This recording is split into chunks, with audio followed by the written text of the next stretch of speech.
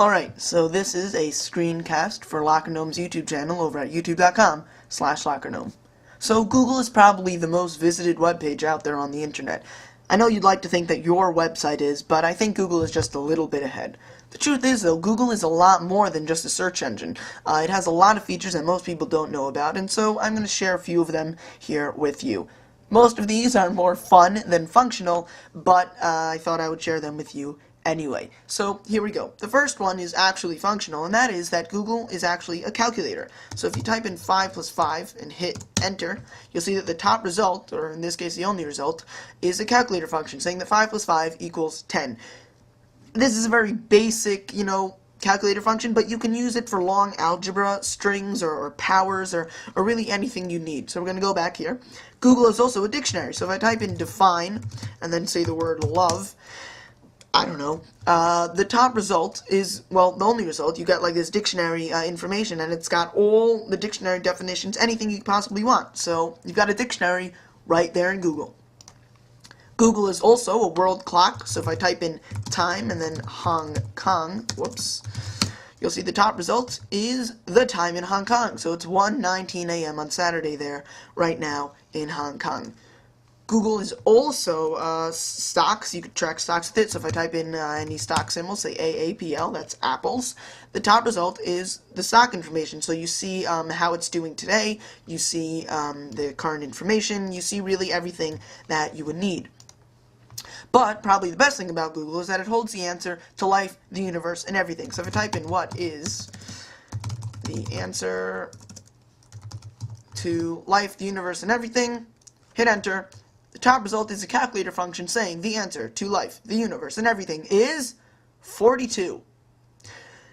Well, for all those that get that reference, great. If not, well, at least you know the answer to life, the universe, and everything, which is 42. I mean, it's just the fact everyone knows that it's 42.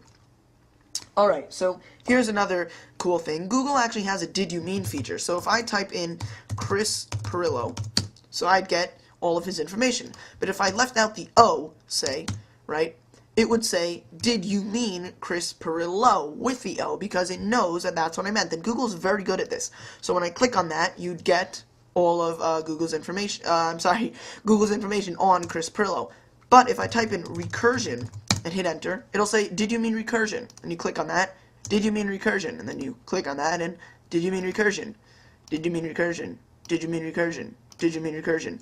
If you're not getting this joke, you'll probably want to use the define feature of Google to figure out what the word recursion means, but I'm assuming you do know what it means. Anyway, so that's just a cute, funny little thing that the clever folks over at Google decided to stick in, I guess. Okay, so here's another thing, and that is Google Auto-Suggest. So Google will suggest to you things as you're typing. So if I type in Chris and then the letter P and then I, so the second result right here is Chris Pirillo. It's guessing that that's what I'm going to type, and it would be right in this case. But if I type and say why won't, the fourth result down is why won't my parakeet eat my diarrhea? That's just horrible. I don't know why people are searching for that, but I'm kind of too scared to click on that to see what happens, so oh well. Oh, here's another good one. This one is actually just sad. It makes me want to cry a little bit. Why is my, and then the letter G, and you'll see that the top result is why is my goldfish turning black? I don't know. So now it'd be a blackfish, I guess. Anyway, so that's one. Then there is oh, here's a good one. Can you, and then the letter F, and the second result is can you freeze cheese? Yes, you can. You could freeze anything, I guess. Oh, and this is my personal favorite. Can, and then the letter J. The top result is can Jesus microwave a burrito? I don't think they had microwaves when he was alive, but, well, I don't know. Can he? It doesn't say anything about that in the Bible, but anyway, moving on. So that's having some fun with Google Auto-Suggest. There's actually a huge cult about that online if you want to take a look and see some other funny ones, but the sad thing is that Google gets their Auto-Suggest by what people are actually searching for. The fact that people are searching for these things is a little bit crazy. Okay. Alright, so here's another really cool thing you could do, and this is a magic trick. What you're going to want to do is head on over to darkartsmedia.com/google.html. I'm going to zoom in on that for you to see. And we're going to click on that, right? So again, darkartsmedia.com/google.html, and you'll see a page that looks very, very similar to the typical google.com search, but it isn't. Why isn't it? Because if you click, the two O's in the Google logo will actually disappear. So what you can do is you can turn this into a magic trick. You go onto anyone's computer, anywhere in the world, go to this website and say you have magic powers. You could suck out, I don't know, letters from the computer. And you nonchalantly click the mouse and then cover your hand over the Google logo.